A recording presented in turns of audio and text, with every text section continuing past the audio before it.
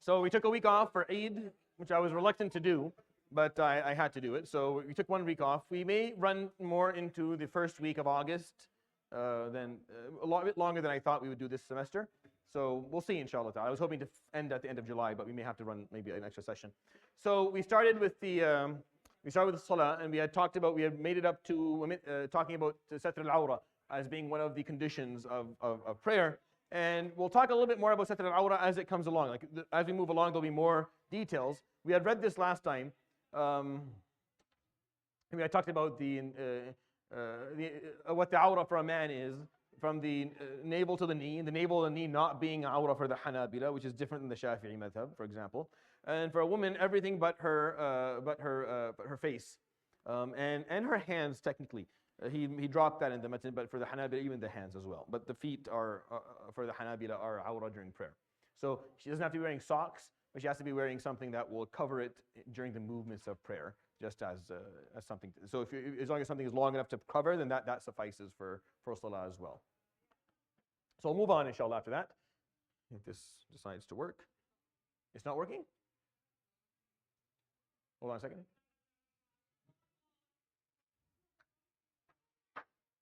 Why isn't it working? Is the thing... it's working. Yeah, but I guess it's just where I am. Okay. يقول المصنف رحمه الله ونفعنا بعلمه ويستحب عفوا صلاته في ثوبين ويكفي ستر عورته في النفل ومع أحد عاتقيه في الفرض. So it is recommended for a man to pray in 2 garments, such as a shirt, a qamis, and a shawl, a rida, or a waist wrapper, or pants with a shirt. So he says it's recommended fi thawbain. For the Hanabila, they like the idea of you praying in 2 layers. So if you're wearing a t-shirt and something on top, right? So this what you're wearing right now, it counts. You're wearing, I think, something under your thobe, so that counts as well. You're wearing a t-shirt under, so it counts as well. So all of these are thawbain for them, right? It's not just as in 2 pieces, but 2 layers is what they're talking about, right? But here's where it becomes interesting for the Hanbali madhab. So يكفي ستر عورته في النفل, and for a nafila, for a sunnah, you just have to cover the awra from knee to navel. That's fine. But for fard, for the Hanabila, it's wajib to cover one of the 2 shoulders. For men, obviously for women, she has to cover her awra. But for men, it's wajib, it's obligatory to cover one of the 2 shoulders. Only the Hanbalis have this ruling in their madhab. The rest don't. Just go for it if you can. So only the Hanabila see that the covering of one of the shoulders during prayer meant for men to be obligatory. The rest of schools say it to be recommended. It's recommended to do so. And then you can go back for me. And then other madhab have other recommendations in terms of covering the head. For the Hanafis is a very big deal. You probably ask your parents about that. They probably remember, they have to. So there's different recommendations of what to cover when you're praying. I tell people who are going to pray imams, none of them are here, unfortunately. All of the people that I teach to become imams, none of them attend any of my fiqh lessons, which is so encouraging for me and for them. But what I teach them is that when you lead, you have to fulfill all of the recommendations of all of the madhab.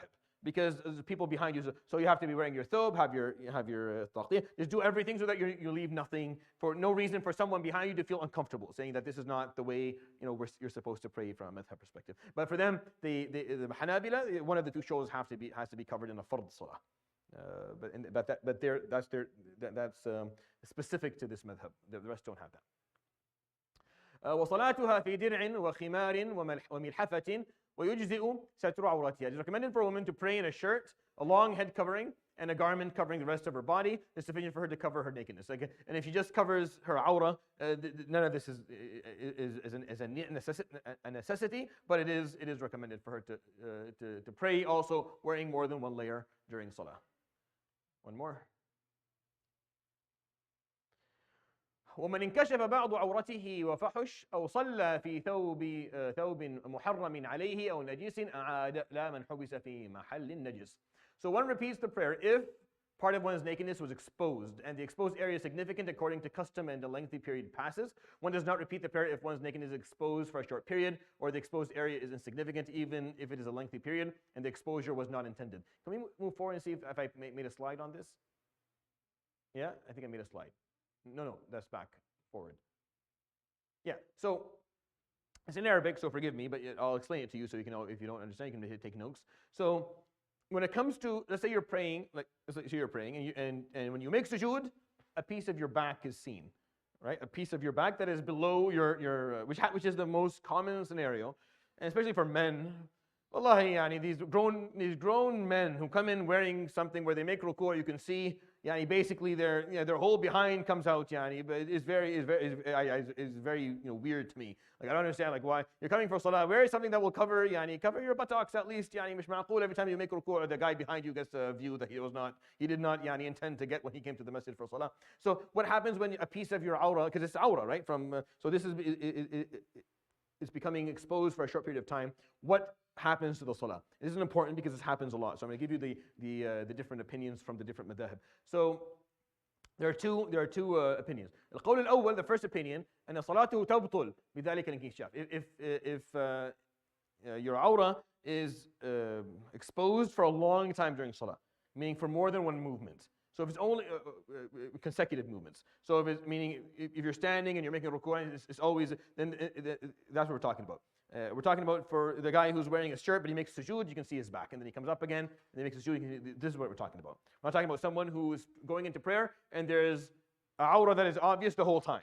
That salah is batil. That salah is invalid. But I'm talking about if you're standing for prayer and your aura is not exposed, but then you make ruku', a piece of your back comes out, and then you make sujood, a piece of your back comes out, but it's not for long periods of time, then there are two opinions on this matter. Number one, the salah is invalid, and this is the madhab of the Maliki. This is the Maliki opinion. The Malikiyya, they're very strict when it comes to the satr al-awra during prayer, and it's one of the opinions of the Hanbali madhab.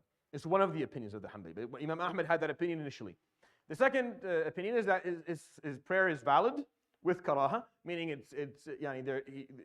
there's an unrecommended, he did something unrecommended, and he should not do it again if someone brings it to his attention. And that's the method of the Hanafi school, the Shafi'i school, and it's the Hanbali official opinion.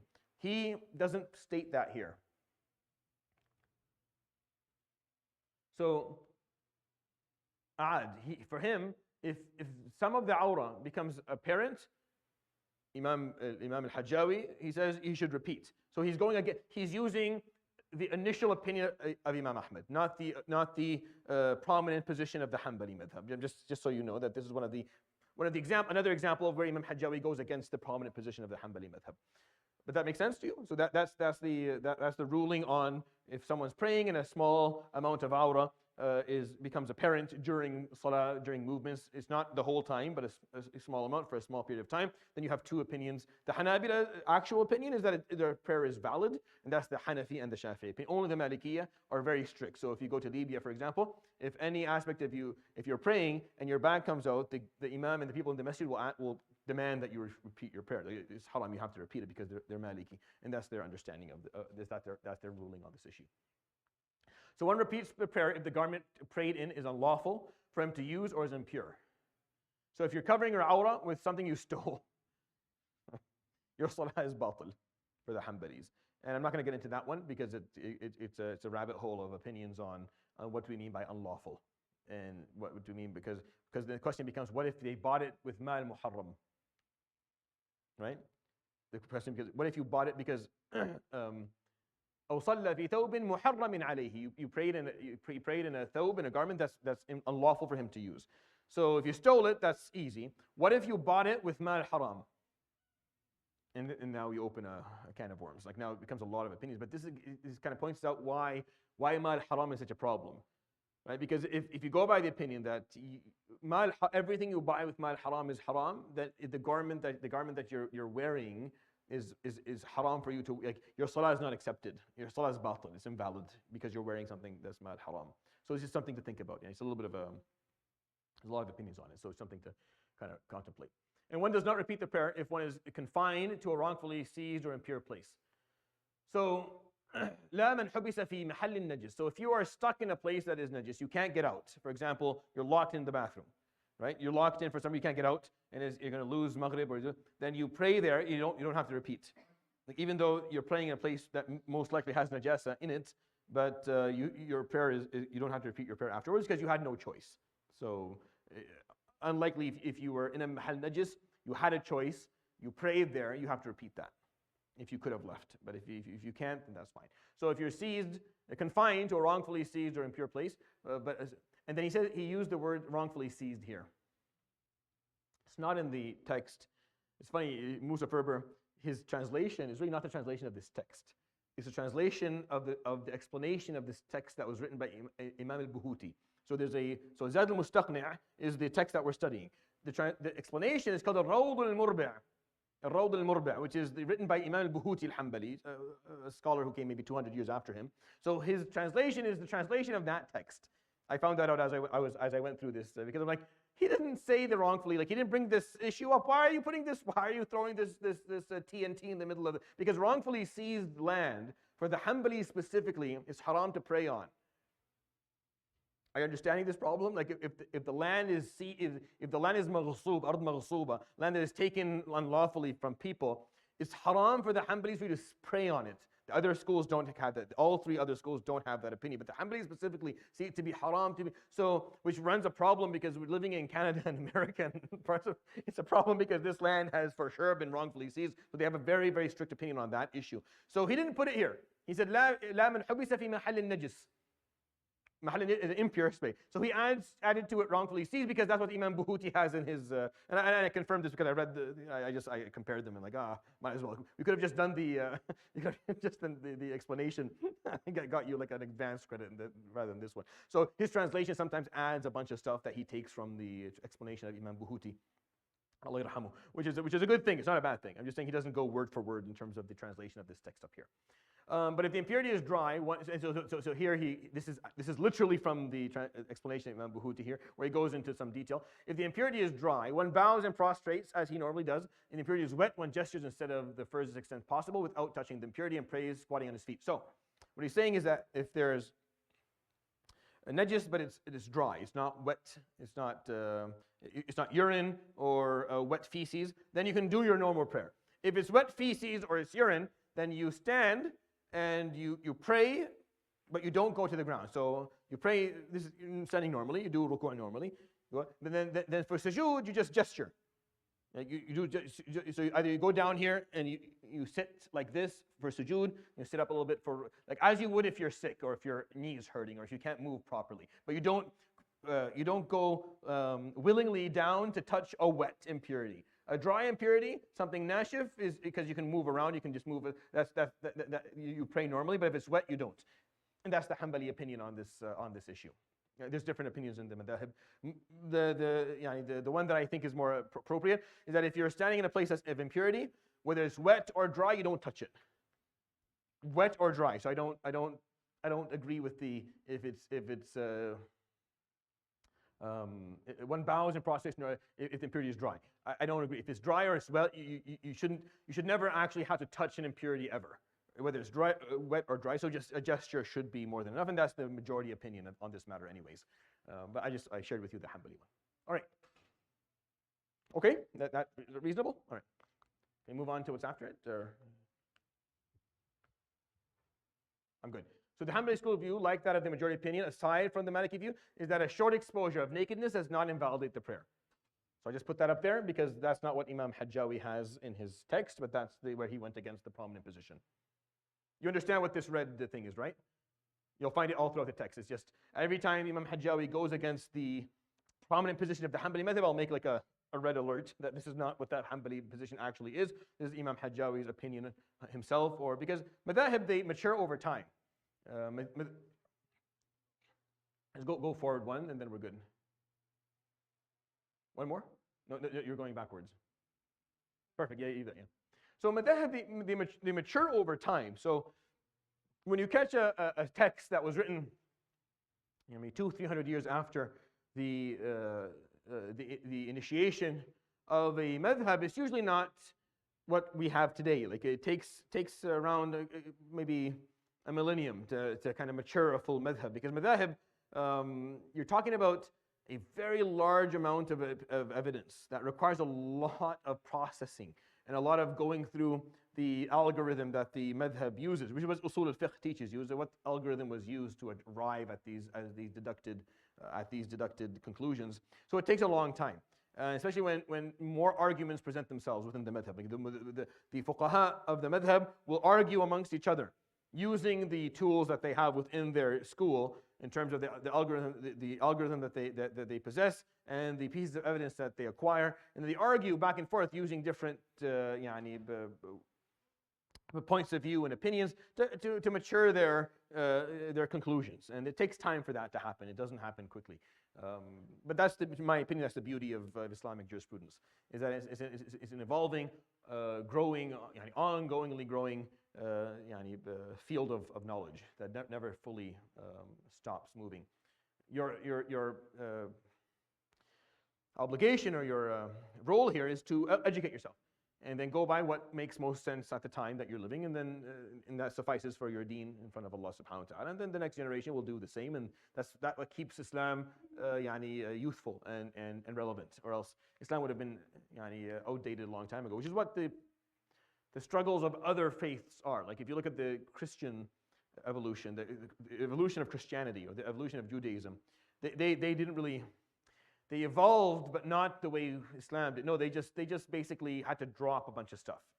They just had to drop a lot of their commandments and just a lot of their rulings. You just drop them. You stop talking about them. They stop practicing them. They abrogated a bunch of stuff and just called them that they're no longer relevant. And which is why Catholicism is the way it is today, and Protestantism is the way it is today. And those who try to hold on to their initial teachings end up almost ostracized from society or living almost alone. Or and so for us as Muslims, no, you are if you're a religious Muslim, you're very well adjusted in comparison to other. The word religious, by the way, in Canadian and American and English culture, usually means a freak. Usually means someone who's insane. You don't want to be around that person. He's too religious. But people meet you as a Muslim and they'll get along. And then they find out that you're really, really religious. Like Muslimly, Islamically, you're very religious, and they'll find it really weird, and you won't, because as Islam allows you to be very well adjusted and religious at the same time. There's almost no other faith that allows that. Any other faith, if you're religious, you're usually not really a big and strong part of society. Yeah, usually you're maybe 40% religious. No, but a lot of Muslims, no, you're 100% religious, meaning you don't drink, you don't eat this, you don't do that, you don't behave like this. You follow all the basic rules of Islam, you're dressed, and which to them is you won't say I'm extremely religious.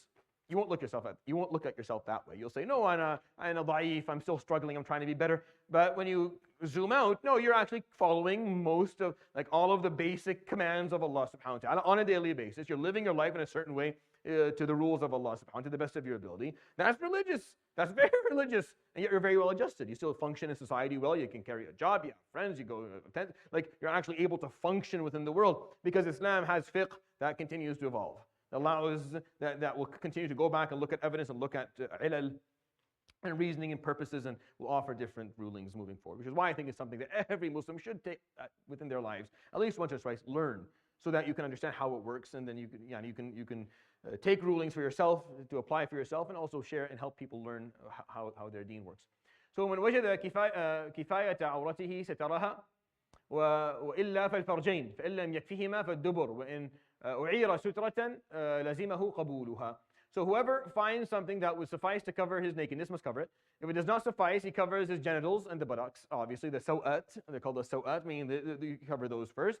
And if it doesn't suffice for both, then at least the buttocks. If he is lent a garment, he must accept it. If you're trying to pray and you don't have something to cover your aura, and someone offers you, lends you, you have to take it. You can't pray with your aura exposed after you were lent something to cover it. Your salah is not invalid. Which is simple, but it's important. ويصلي العاري قاعدا بالإيماء استحبابا فيهما ويكون إمامهم وسطهم ويصلي كل نوع وحده فإن شق صلى الرجال واستدبرهم النساء ثم عكسوا. It's recommended that someone who is naked prays seated, not cross-legged, but rather with legs drawn together in gesture. So your legs are together and you're sitting on your buttocks, right? So put your legs together. Not like that, yeah. So not like that. If you're naked, that doesn't look very good. Right? Like that, that's fine. So you pray with your legs together, seated, and you basically gesture moving back and forth in your salah. You think this doesn't matter? Oh, this matters. This text was taught in Sijn Tadmur. All right?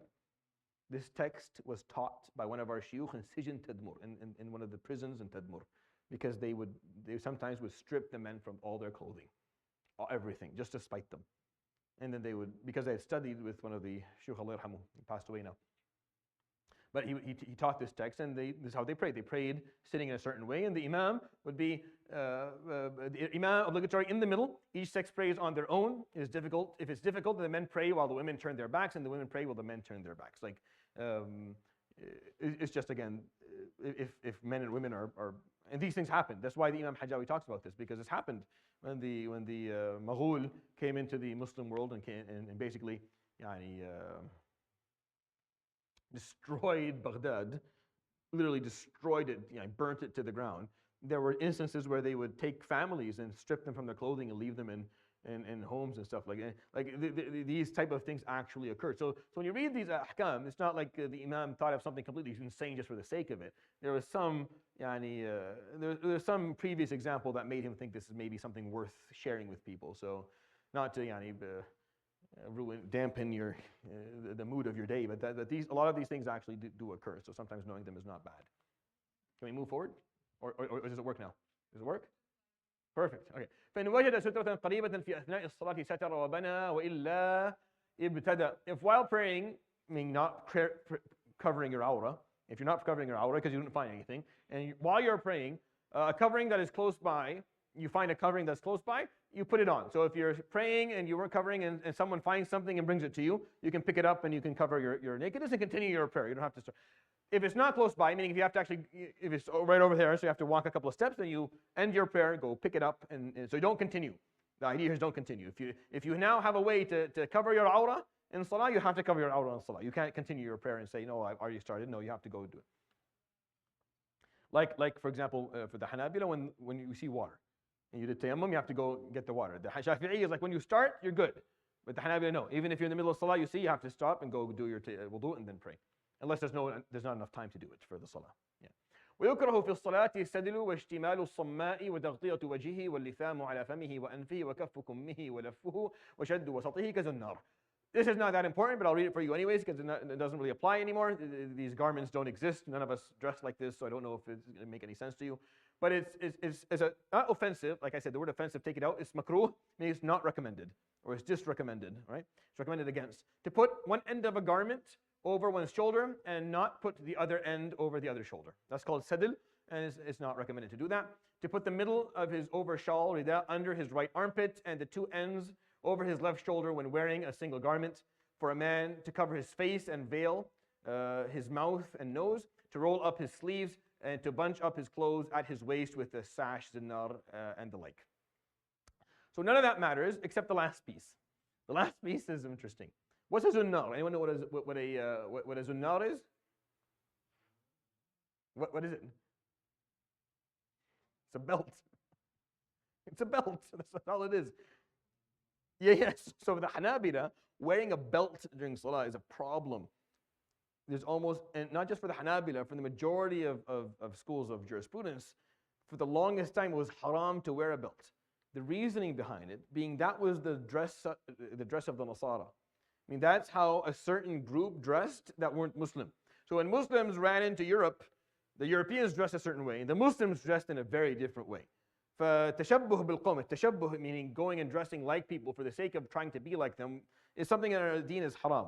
So wearing a belt back then, 1,000 years ago, was seen as an attempt to be similar to people, to non-Muslims, and it was seen haram to be the case. Is that the case today? No, not at all. So there's really no disrecommendation. It's disrecommended. There's no disrecommendation to wear a belt anymore, like not at all. But this applied 1,000 years ago for sure. It just doesn't apply anymore. So even the ulama of the Hanbali madhab today, they don't take this opinion or support it. Yeah. Yeah. That's different. When you're muhrim, it's different. This is talking about outside of ihram, outside of being muhrim. No, when you're muhrim, you pray whatever, it's fine. But here is when you're actually wearing your clothing. They had all these different type of things they would wear. Like it's not, it doesn't exist. I don't even know how to explain to you. Like you have to go back, you have to go watch like a historical show, and I show you. Oh, you see what this guy's wearing? He's wearing something that allows for you to put. It's much more flexible and it has buttons in certain places. It doesn't matter. Wallahi, it's not worth our time. Ihram is fine. You pray with ihram with the shoulder out. There's no problem at all. And that's a good question. You just have to move this way every time. Yeah, that's fine. That's not a problem. ويحرم الخيلاء في ثوب وغيره والتصوير واستعماله. It is unlawful to be arrogant with regard to one's clothing or anything else, and that's just a general ruling. You don't wear clothing with the intention of trying to condescend or be arrogant because you have the ability to wear something, which alhamdulillah most people these days don't have, but it is still something that applies.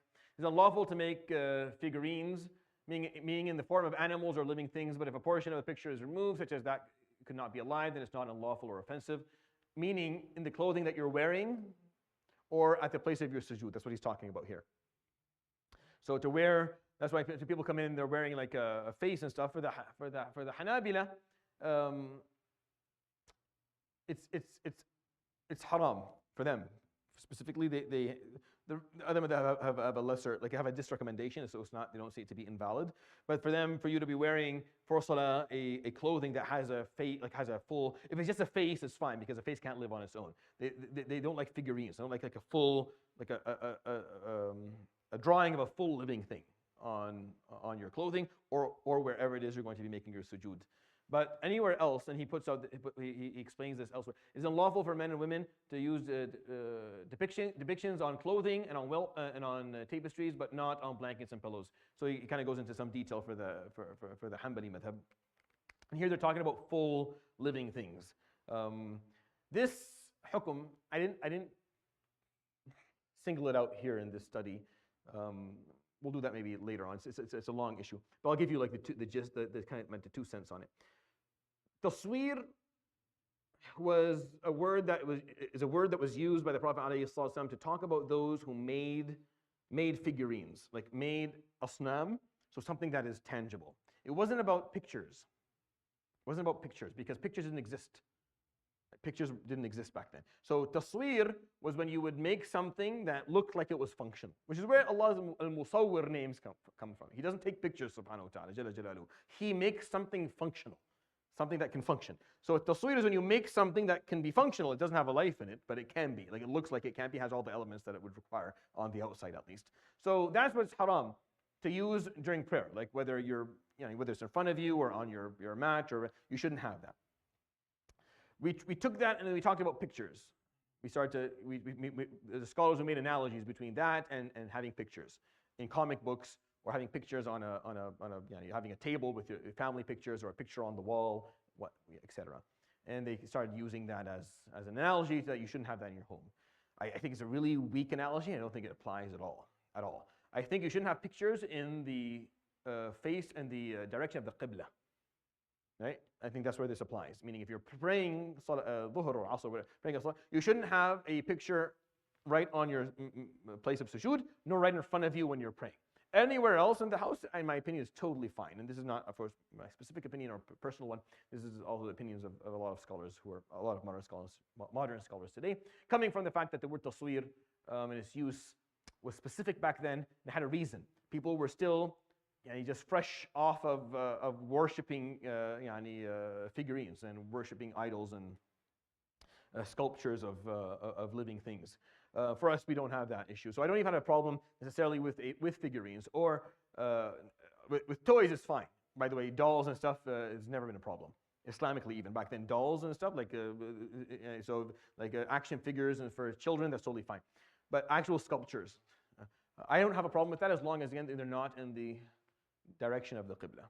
As long as they're in a place where they're not, you're never going to be facing it during your salah. Wallahu a'lam. The Hanabali are a little more strict on that one, but that's the opinion that I carry. ويحرم استعمال منسوج أو مموه بذهب قبل استحالته وثياب حرير وما هو أكثر ظهورا على الذكور لا إذا استويا ولضرورة أو حكة أو مرض أو جرب أو حشوا أو كان علما 4 أصابع فما دون أو رقاعا أو لينة جيب وسجفراء. So it's unlawful for men to use something woven or plated with gold before it has undergone transformation, meaning the gold is being removed from it.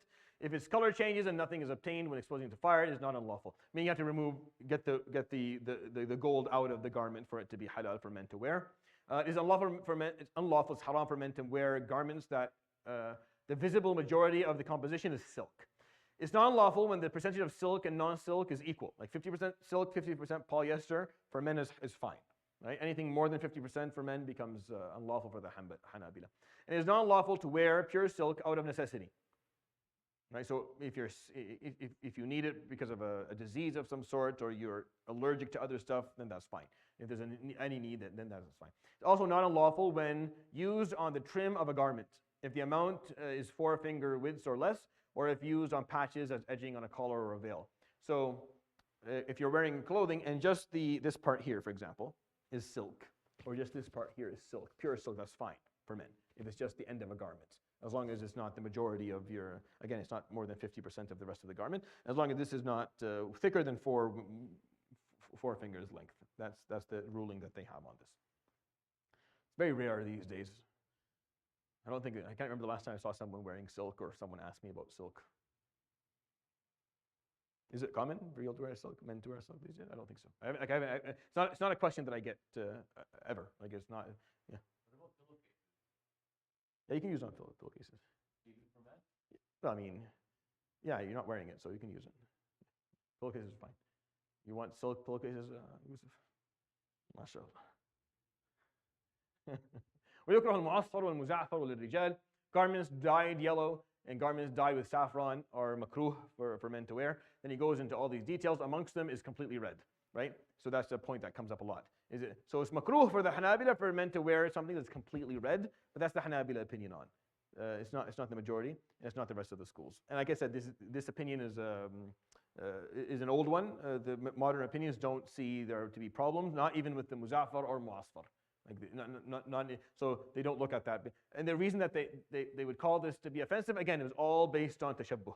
Like, what is the illah? What is the reasoning behind it? It's the Prophet ﷺ pointing out certain things that the enemies are doing, and telling the men and the women not to dress like them, not to look like them, don't do stuff that are similar to them. Have your own identity. The idea is identity. That's always what it's been. So because a lot of this has changed, and we're not identified with these choice of colors that we wear, I don't see this hukum to exist anymore. And a lot of the Hanbalis and other scholars of other schools of jurisprudence agree with it as well. ومنها اجتناب النجاسات فمن حمل نجاسة لا يعفى عنها أو لاقاها بثوبه أو بدنه لم تصح صلاته. So again, another precondition, because we're talking about preconditions of salah. We talked about niyyah, right? And we talked about satr al-awrah, right? And now they're talking and the quality of your clothing. And now the fourth one, they're talking about staying away from najasat, staying away from impurities. So he's giving an example here. So the preconditions of prayer, including avoiding impurities, the prayer is not valid from someone carrying an inexcusable impurity, or if that impurity is touching his garment or body. So he's used the word inexcusable, because there are small amounts that are excusable, right? So najasa, if you're carrying a najasa with you, your salah, like if you have najasa on you, your salah does not count, or on your clothing, it doesn't count. Unless it's an inexcusable amount. Unless it's an excusable amount. So what's an excusable amount? I did this for the Shafi'i course, where there's like 15 different types of excusable najasa. The Hanbalis don't have that. They don't have like a list, unfortunately, for me to show you and share with you. However, it's simple. It's whatever you can't avoid. So splatter from urine splatter that you cannot see with your own eyes, nor can you avoid when you're doing your business. Whatever the naked eye cannot see, whatever is not noticeable by the naked eye, something that does not change, something that if you looked for reasonably you couldn't see, then that's considered excusable. Inexcusable is that if it's apparent and you're able to see with the naked eye, that's the easiest kind of way to look at this. Wallahu a'lam. وإن طين أرضا نجسة أو فرشها طاهرا كره وصحت. If impure ground is covered with clay, or something pure is spread over it, it is makruh to pray on it, but it's valid. So if this area is all najis, but you have a sajada, you have a carpet of some sort, or hasli, you put it on top of it, and the carpet obviously is not soaking it up, it's tahir, then it's halal for you to, it's acceptable for you to pray on it, but it's makruh. Meaning what you should do is you go to a place where the underlying is not najis, if possible. All right. I did that one. وإن كانت بطرف مصلي متصل صحت إن لم يتحرى بمشيه. No? What is this saying here? وإن كان في طرفه متصل صحت إن لم ينجر بمشي. Sorry, إن لم ينجر بمشي. Okay, I'll explain what this means. So if an impurity is connected to the edge of one's place of prayer, or connected to something connected to the person, such as a dog's leash or a donkey's tether, or tied around one's waist, the prayer on the pure portion is valid, even if the impurity moves with his motion, as long as the impurity does not connect to his body or to the or to the area. So I'll give you an example. Again, he gives a lot of scenarios, but here's the example. I'm standing here, I'm praying, and on my waist is a rope, and at the end of the rope is like the end of the rope over there is najis. There's a whole piece of the rope at the end over there is all najis. But it's not. But what's on me is not najis. Even if this rope, as I move, is moving with me because it's attached to me, as long as the najis piece is not touching me or the area that I'm praying in, my salah is valid. All right. Again, scenarios that happen to people who are living in different circumstances. I can't imagine how you would run into this, but actually, I thought of something the other night, but I can't remember what it was. I thought of an example, especially for mothers who have children and stuff. Sometimes it may be attached to something that's najis. But anyways, if you're attached to something that what you have on you is not najis, even if you're attached to something that is, as long as it's not touching you or where you're praying, then you're fine to pray. And that's what he's explaining there. ومن رأى عليه نجاسة بعد صلاته وجهل كونها فيها لم يعد وإن علم أنها كانت فيها لكن نسيها أو جهلها أعاد. So this is important. Whoever sees an impurity on himself after praying and does not know whether or not it was present during the prayer, does not repeat the prayer. Right? If you so there's two ways to understand this text, and I'm gonna. So if you prayed and after your prayer you see a spot of najasa, so if you didn't know if it was there or not during salah, then you don't have to repeat. Or if you didn't notice it before salah, and you did a reasonable look, I mean you looked at your clothing reasonably, you didn't see it, then you don't repeat. Right? You don't have to repeat. Because the way the wording here is going to get a little bit tricky. Because if you could say, well, I don't know if it was there during prayer or not, probably was because I didn't really do anything in the meantime. Should I repeat? If you looked at yourself and you didn't see the najasa there, in a reasonable way, meaning you looked what a reasonable looking would be, meaning you observed yourself normally, you didn't see it at that point, and now you see it, then you don't repeat your prayer. However, if you knew it was there, you knew it had a najasa on you, but then you forgot, and you prayed, you have to repeat. Like you knew there was a najasa, but then you got distracted, you forgot, and then you're like, oh yeah, there's a najasa here. Yeah, you have to go repeat your prayer. But if you didn't know initially, then you don't have to go back and repeat it again. So that's just a nugget from the Hanbali madhab to help you with your salah. And a bird pray outside. Bird flies over me.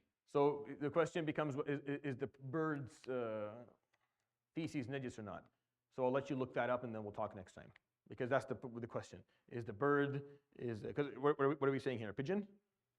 Consider it a pigeon, and we'll talk about it next time.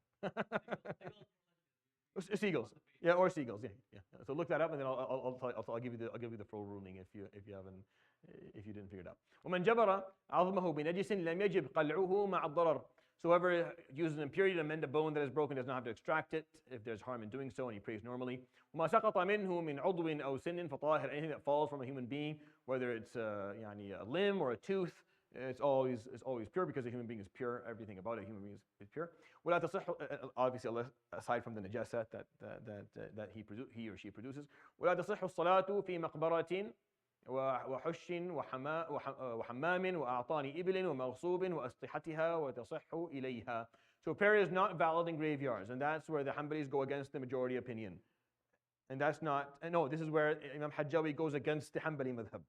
So the Hanbali madhab does not say that. The Hanbali madhab does not say it's haram to pray in a graveyard. So you can pray in a graveyard, as long as you're not praying on top of a grave. As long as you're not making sujood on a grave, then you're fine to pray in a graveyard. So here he goes against the Hanbali. I don't think I made a red alert for this one, but it is one when he goes against the prominent position. I just forgot. I just noticed it now. But the rest are correct. You don't pray in a lavatory, in a bathhouse, camel pens, or stolen land, like places where there's a lot of najasa. You don't pray in these places where it's filthy. You don't do that. And as I said, and stolen land, right? Stolen land, as I pointed out for you before. he does not, they don't allow praying in stolen land. That's specific to the Hanbali madhab. The rest of them don't see that. Well, it's a kind of worms I'm not going to get into. We'll talk about this in one of the usul fiqh courses, inshallah ta'ala, because that's where you can actually talk about it. You can explain why they have that opinion to begin with and what they build that opinion on. It is valid to pray towards these places when there is no barrier between them and the direction of prayer qibla, though it is offensive. So, meaning you try when you're praying towards the Kaaba not to put between you and the Kaaba something that is impure, if possible. That's the ruling here. Try. If you do, your prayer is fine. It's just not recommended. So if there's a bathroom over there, I know and this is the qibla, and I can go stand over there and pray without the bathroom being into my face, then that's what you should do. So bathrooms, stolen lands, everything that he pointed out here, graveyards, don't put these places between you and your qibla if possible. But if you do, your salah is totally valid. ولا تصح الفريضة في الكعبة ولا فوقها وتصح النافلة باستقبال شاخص منها. So the obligatory prayer is not valid to be prayed in the Kaaba or on the Kaaba. All right. So salat dhuhr, asr, maghrib, isha, fajr. You can't pray in the Kaaba or on the Kaaba, but you can pray a nafila inside the Kaaba. He points out something here. He says when facing one of the Kaaba's supports. That's also going against. I didn't make one that I forgot to make a red alert for that one too. That's not the Hanbali opinion either, nor the majority of opinions. So when you stand inside the Kaaba, you can face any direction that you want. The Shafi'is and the Hanbalis, I think the Hanafis. Oh, where's Sheikh Zanabi? I think the Hanafis. They inside the Kaaba they face the Hajar al-Aswad. Is it all the walls? Okay, it's the Malikis. Okay, it's the Malikis that and then the Hanafis don't care about, which I can't, because one of them doesn't care about which direction you go. I can't remember which one it was. So the Hanafis doesn't matter. It's one of the walls, but the other three say face the black stone, like the Rukn al-Hajar al-Aswad, but it doesn't matter. But it's only recommended. So when you're inside the Kaaba, it doesn't matter where you face. You can pray, but face, but it doesn't matter. Honestly, you'll be fine, whatever. But you can't pray a faridah inside. So if you see on the first, is the first of Shawwal every year? There's a day every year. It's not the day of Eid, no. It's the first of. There's a day every year that they go and they clean the Kaaba. They open the doors and they allow people in. I think the first of Sha'ban. My dad did it once. My dad, because he worked there, he got in once and he prayed Sunnah inside. So it's very hard. Like it takes a lot of, you have to be at the right place, right time to get inside. There's a key. They open up, they clean the whole thing, and they let people to go and pray Sunnah inside. So inshallah, may Allah grant you the barakah of doing that one day. Inshallah, it's a beautiful thing. ومنها استقبال القبلة. So another condition. استقبال القبلة فلا تصح بدونه إلا لعاجز ومتنفل راكب سائر في سفر. So another precondition is facing the qibla. Prayer is not valid without facing it, except for someone unable to do so. So someone who is physically unable to do so, meaning they can't move. They're very sick and very ill. No one's there to move them. Then it doesn't matter which direction they pray. Or someone who's praying a sunnah prayer and they are riding during a journey. So if you're in a car, for example, and you're driving, or you're sitting beside the driver, you can pray any sunnah you want. Right? And it doesn't matter which direction the car is going. It doesn't matter. You can just pray. Fard is different.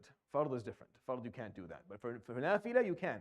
So the Prophet ﷺ would commonly, when he's on his camel traveling, pray sunnah on the camel. And the camel could be going in any direction the camel is going. It doesn't matter. Faridah is a little bit different. I'll point that out in a moment for you. ويلزمه افتتاح الصلاة إليها وماش ويلزمه الافتتاح والركوع والسجود إليها. A rider must begin the prayer while facing the direction of prayer with his animal or himself. A walker must also begin the prayer facing the direction of prayer and must bow and prostrate towards it, the direction of prayer as well. So the walking piece is a little bit more complicated. I'm going to leave that out. Let's not get into the details of that one because that's one that has a lot of this. Let's just stick to if you're writing. So if you're writing the sunnah, وَيَلْزَمُهُ meaning it's not must actually. It's recommended. If you have a thing, just it's not must. It's recommended. Again, this I remember told you that this text was they only made one edition of it, and I could for the life of me it took me forever to find this edition that Musa Ferber did in terms of. And then I found out why. It's because he pointed out and he said he made a lot of mistakes. in the translation. He's like, I have to go back and fix the mistakes, and he never did. This was like 10 years ago. Like I was going to go back and fix the mistakes, and it just time, it didn't end up doing. So he didn't make a second edition of this book, and he's like, don't use this first edition. There's a mistake. So some mistakes are he just these little translation, these wordings that he wasn't clear on. So it's not must. It's recommended. It's recommended to start the prayer. So if I'm on my camel, or in my car. No, I don't have a camel. If I'm on my car and I'm facing north or south, and I want to start my sunnah. The sunnah is for me to turn towards the qibla, Allahu Akbar, and then I can pray however I want. I can make the moves if I'm riding. If you're walking, you're supposed to do the same thing. So if you're walking to the south and the qibla this way, Allahu Akbar, and then ruku', and then sujood, right? You can pray that way. This is for nafilah during travel. This is for a sunnah during travel. Like you can't just do it when you're taking a walk down Hyde Park. Like it has to be, you're traveling. You're going to Hajj, or you're going somewhere, so you can't afford to stop, and you have to keep on moving because your provision will run out. Like this is how things were back then. So that's why they talk about walking. But with walking has its own, like it's a lot of other conditions. So let's not get into it. And I don't think it's relevant here because no one travels by walking anymore. Like not actual traveling. When I say traveling, like I mean you're going on a couple of days. Like the distance of traveling, like you're going 82 kilometers or more. That's what I mean by traveling. No one travels walking that way anymore. So I don't see how this is going to be relevant. It's a lot of, but for sunnah, that's how you do it. طيب. Do we have here? No. So I'll tell you. So if you're traveling, and this is just because they didn't talk about this here. If you're traveling, you don't have to pray fard because this matters to you. If you're on a plane, for example. If you're on a plane, so you can pray sunnah in any direction. But if you want to pray fajr, for example, on the plane, and you only have a short period of time because the sun comes up, because you're moving against the sun, so you have like 5 minutes for fajr, so you have to pray fajr. And there's no place in the plane for you to actually pray fajr appropriately. So you make wudu, and you pray in whatever direction. You make takbir towards the qibla, and then you pray in your seat. And then you repeat when you land. So you pray, but you repeat when you land because it's a fard, and you weren't able to pray it towards the qibla. And if you're towards the qibla, then the only way for you not to repeat this prayer is that you do takbiratul ihram standing up, and then you pray the rest of the prayer sitting down, and then you don't have to repeat. Okay, so if I'm sitting and the plane happens, if you're going for Umrah, for example, so the plane is for sure headed towards the Kaaba, so you're for sure towards the Kaaba. At least we hope you are, because that's where you're going. So if you made wudu, and it's a time for a fard prayer, and you want to pray, then the way for you not to have to repeat this prayer, if there's no space in the plane to pray, like for you to actually do a proper salah, is that you stand up to the best of your ability in your seat, and do takbiratul ihram standing up, and then pray the rest of the prayer sitting down. You don't have to repeat that. But if you do takbiratul ihram sitting down, then you have to repeat that. You have to repeat it later. Okay? Does that make sense to you? So, if you're not towards the qibla, most likely you're going to repeat this prayer, this fard, most likely. But how do you do it when you're in the plane? You turn towards the qibla, you make the takbiratul ihram, then you pray your prayer, and then you repeat it later. If you happen to be towards the qibla, which is amazing, meaning or you have the ability, let's say your seat allows you to sit in the way where you're towards the qibla. If you're towards the qibla, then just do takbiratul ihram standing up, and then you can do the rest of it sitting down, and you don't have to repeat that one. So the idea is that for fard, you have to be towards the qibla. If you're not towards the qibla, then you have to repeat that prayer if you have no other choice. Like I can't pray towards the qibla and the prayer is going to be done. Then pray it and repeat it later. Okay. وفرض من قرب من القبلة إصابة عينها ومن بعد جهتها. فإن أخبره ثقة بيقين أو وجد محاريب إسلامية عمل بها ويستدل عليها في السفر بالقطب والشمس والقمر ومنازلهما. So the obligation for someone close to the Kaaba is to face it exactly, and for someone distant to face its direction. And to face its direction. I'll talk about that in a second. Give me a second. Let me just finish this. If someone trustworthy informs him with the certainty of his direction, or if he finds a prayer niche, he follows it. So if you don't know where the qibla is and someone who you trust tells you it's this way, or you see a niche like something pointing, something put there pointing towards qibla, or it's a mihrab, then you follow that. When traveling, one determines the direction of prayer using the North Pole or the sun or the moon and their places in the sky. But for the Hanbali madhab, it is to pray towards the direction. And that's different from the Shafi'is a little bit, who are or a little bit more strict. The Shafi'is are very strict with the Qibla. Can you get me that chair over there? Khalas, I can't stand this long anymore. It's all your fault, wallahi. My back and my everything is hurting, wallahi. My wife thought I was in a fight. So the Shafi'is are very strict when it comes to Qibla. They want it to exactly towards the Kaaba. The rest aren't. The Hanafis, for example, are not at all. And the Hanabila come somewhere in the middle. They talk about the direction. So technically, where are we from the Kaaba on the map? So it's hard to say exactly where we are actually. It's hard because the maps are drawn on a 2D and the globe is a 3D. And it's a globe. So to say whether we are north of Mecca versus west of Mecca is hard. It's difficult to say. So when you pray here, we pray northeast, right? That's how we pray. Like this Qibla here is northeast. Which I first came here and I argued with them, like, why are we praying north? Like, I'm pretty sure that London is north. But then when a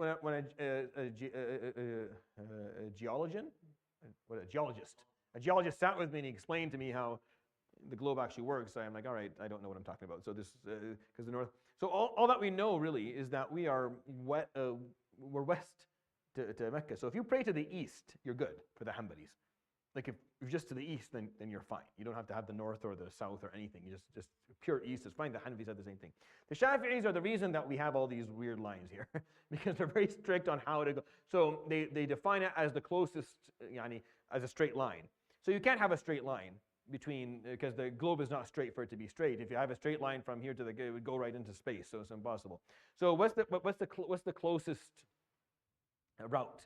Like if you were to take, if I stood here with a rope, and the brother over there took the other side of the end of the rope and ran towards Mecca, and we made sure that the rope was pulled appropriately. Like it was tense. It was tense. Then it would be northwest from here.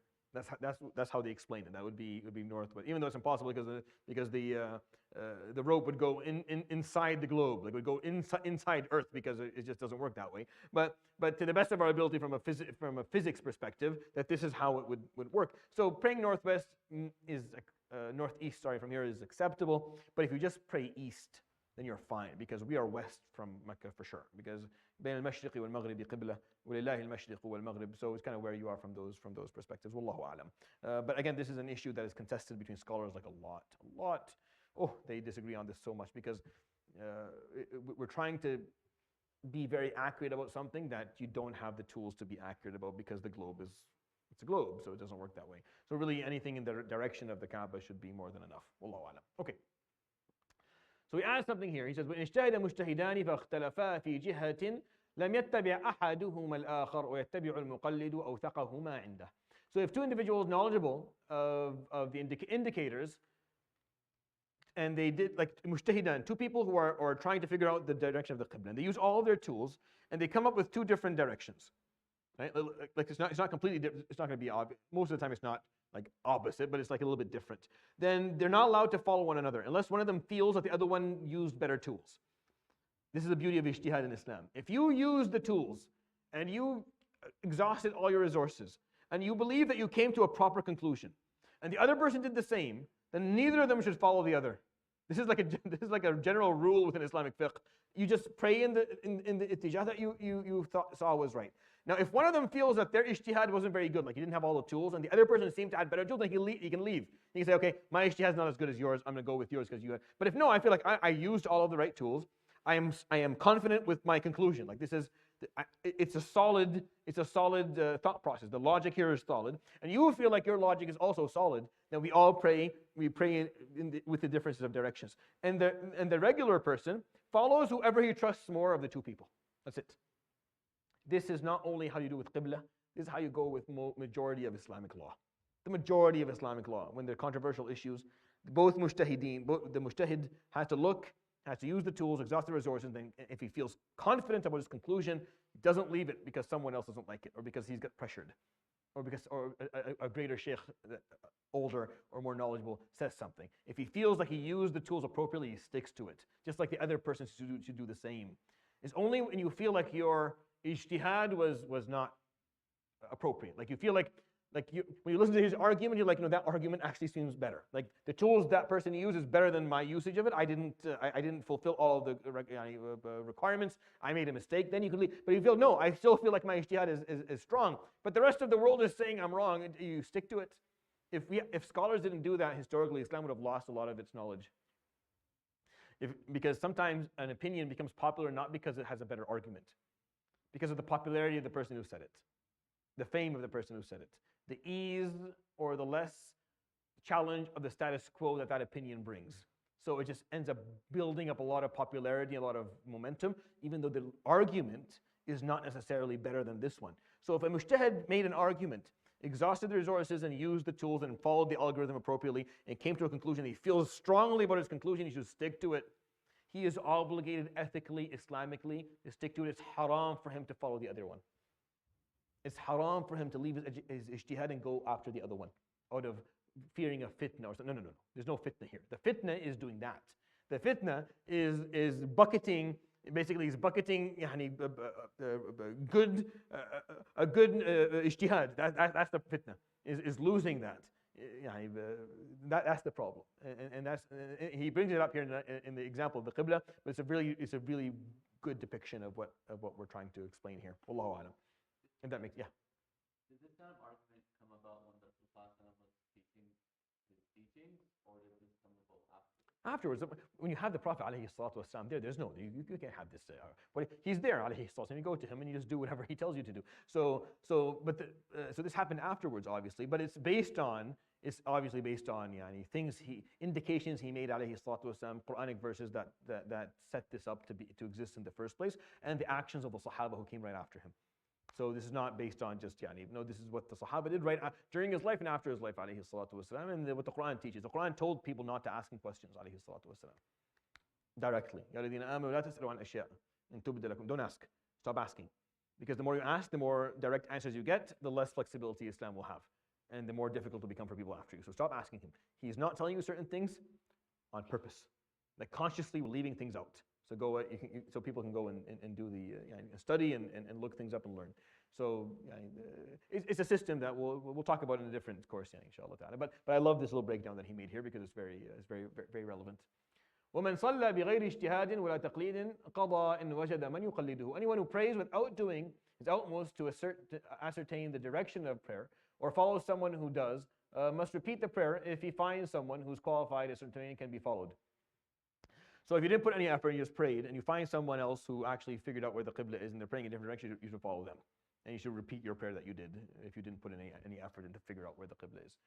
You can't just say, well, I don't know where the qibla is, Allahu Akbar. You have to go figure it out. Like go ask and find out and find someone who has tools or had an argument of why it is that this is the better way to go. ويجتهد العارف بأدلة القبلة لكل صلاة ويصلي بالثاني ولا يقضي ما صلى بالأول. So the person who knows what the indicators of qibla, the indicators are, will do it for each prayer. If you're traveling or you're lost, you do it for each prayer. And if the second ijtihad you made, let's say the first ijtihad I made was to pray this way. Then after a while, I make another ijtihad using indicators, and it turns out that it's this way. So the new prayer I'm going to pray this way. Do I repeat the one that I prayed this way?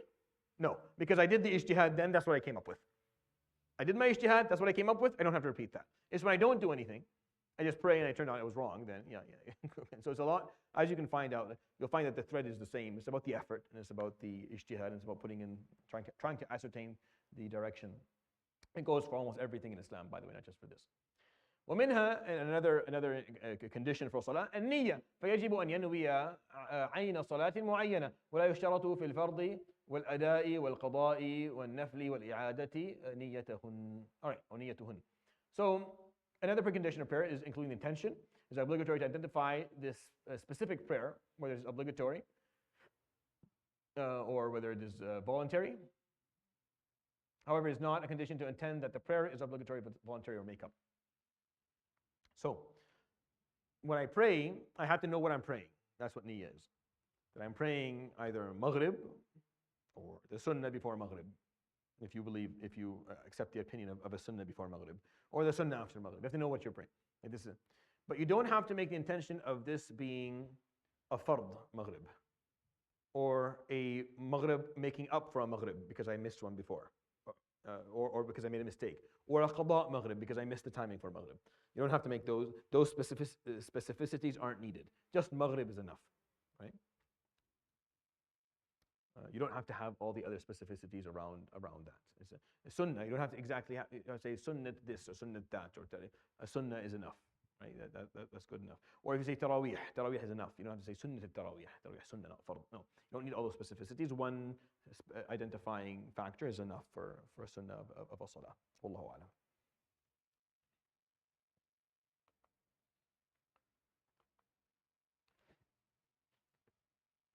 Good, we're good. وإن نوى المنفرد الائتمام, is this, did I skip one? I feel like I skipped one. Yeah, good. This is not where we're not here yet. طيب, وينوي مع التحريمة وله تقديمها عليها بزمن يسير في الوقت وانقطاعها في أثناء الصلاة أو تردد بطلت وإذا شك فيها استأنفها وإن قلب منفرد فرضه نفلا في وقته المتسع جاز. So one's intention coincides with the initial saying of Allahu Akbar. It's permissible to make the intention slightly before the opening Allahu Akbar, provided it occurs within the prayer's time, so long as one does not negate the intention. If he breaks the intention during the prayer or is indecisive about breaking it, the prayer is invalid. So the niyyah, it just has to happen with takbiratul ihram or right before takbiratul ihram. It shouldn't happen after it. And if your intention gets mixed up during your salah, you're like, I don't, your prayer is over. Like the moment you start getting mixed up about your intention and your prayer intake going. This happens a lot for people who are in a hurry all the time. So if you have to say, it's Maghrib prayer, I know it's Maghrib prayer, Allah Akbar, we're good. If I'm like, Allah Akbar, it's Maghrib. No, khalas, you're done. Once you start saying, wondering, it's Maghrib, is it Isha, what did I think about before? You're done. Just do takbir, it's tasneem and repeat, because you're becoming indecisive in the midst of prayer regarding your intention. So just go back and start it again. If he has doubts about his intention, he restarts the prayer.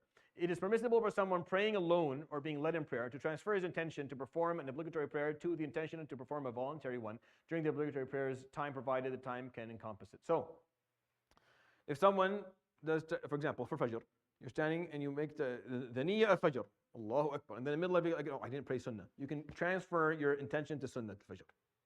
Okay, you're allowed to do that for Fajr as long as you have enough time to finish this and then pray Fajr afterwards. If you don't, then you can't do that. So you can go from Fard to Nafil as long as you have enough time to do so. That's acceptable. You can't do it the other way. Yeah, because Fard is Fard. Fard needs its proper intention. The Nafil is much more. Everything regarding the recommended Sunnah prayers is much more open. It's much easier. That's why in Taraweeh, we're much more loose in Taraweeh when it comes to everything. You can carry the phone and read the Quran from there. You can put it down a few times. You can sit down and it's Taraweeh, it's Sunnah. You have flexibility. You don't have it in Isha.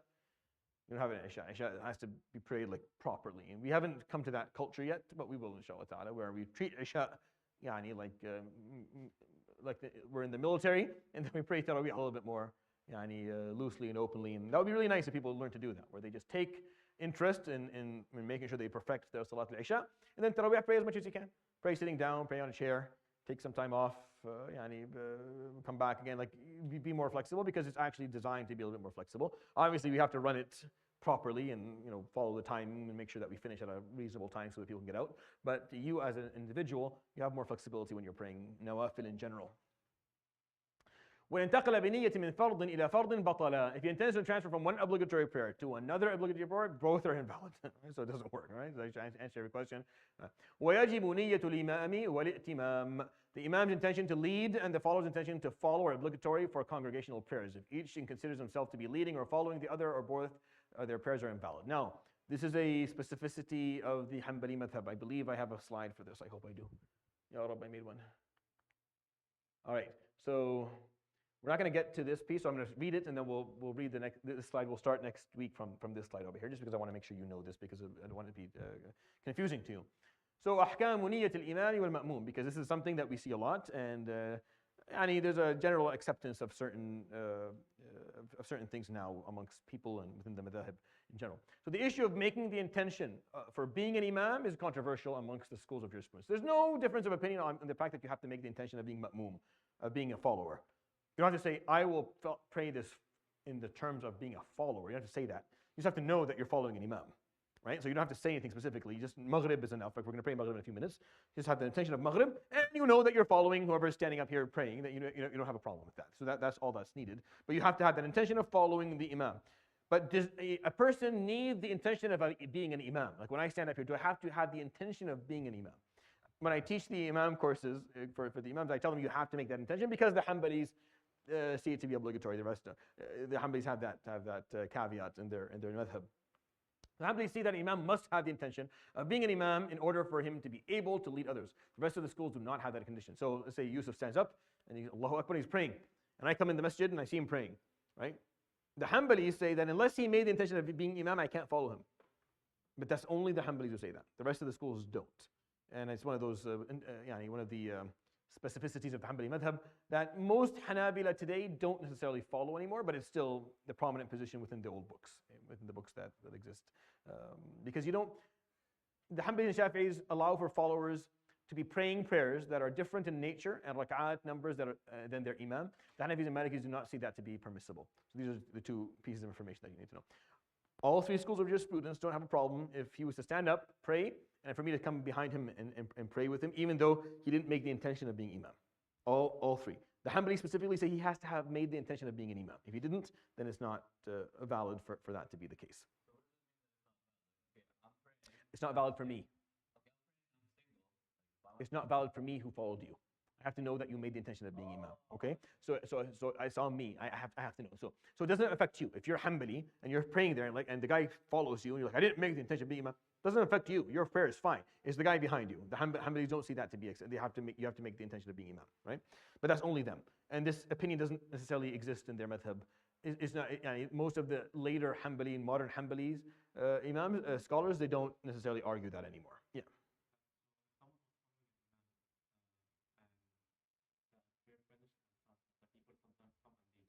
That's fine. Yeah. Yeah. Again, only the Hanbalis say you have to have the intention.